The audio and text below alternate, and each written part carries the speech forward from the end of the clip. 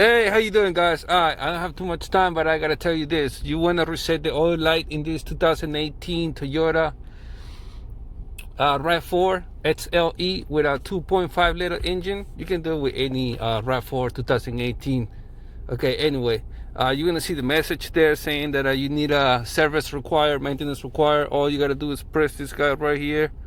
Then you're gonna go to the left or right until you see this vehicle settings.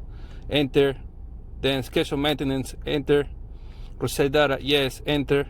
The data has been reset, and that's all you gotta do. All right. Thank you for watching. I appreciate it, and please subscribe to my channel. I need that feedback. Don't forget that. Anything you need to tell me, put it in the comment box. Don't forget to share. Hit the like button. Hit the subscribe button, and I'll see you in the next one. Have a good day. Take care.